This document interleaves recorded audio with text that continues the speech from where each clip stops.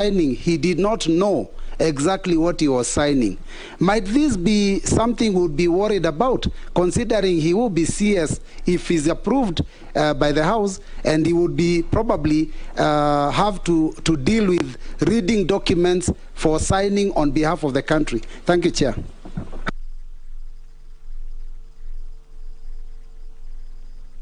Can answer those, Dr. Mutua? Thank you very much, Take another batch. Mr. Chair, thank you.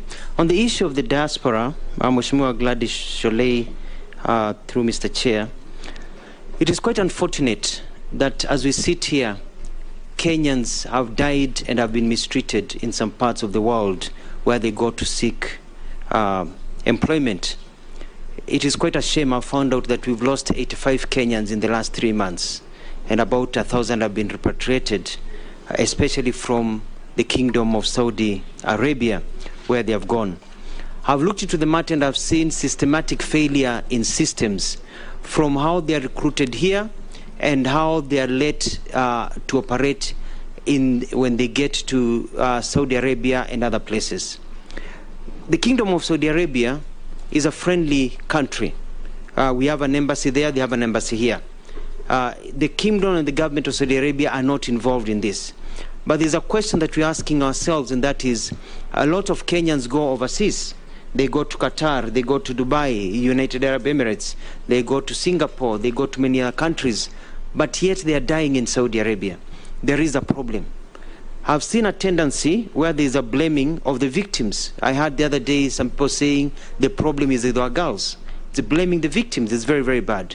There's a big problem, and if I am cleared and nominated, I'm cleared and then I'm sworn in, I'm going to ensure that we work with the labor team and the labor ministry to ensure there are systems in this country so that we are able to know who really needs to go overseas, how it is done, are these girls trained, how do they get to go there? When they arrive in Saudi Arabia or other countries, do we monitor where they are, where they live, etc., etc.?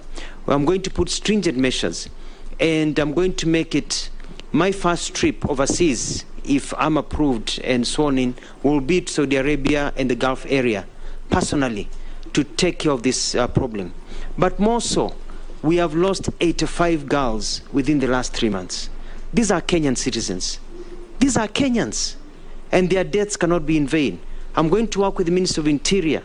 I'm going to work closely with the Saudi Arabian embassy and Saudi Arabian embassy and the government, so that we can even allow our DCI to go to Saudi Arabia with me and investigate each and every death that has occurred, so that each and every person who participated in the death of these girls is brought to book and charged. These are Kenyan lives. We need to send a message that no Kenyan will die overseas or get hurt overseas, and the government does nothing about it. So I'm going to lead from the front and to ensure that this never happens again. But we're going to take care of some of the systematic failures that we have seen. Cartels that are operating here and other places, we'll take care of them and ensure that the life and sanctity of Kenyans is protected. The second question was about the wealth before I became governor. Before I became governor, my wealth was about close to, let's say, over 200 million.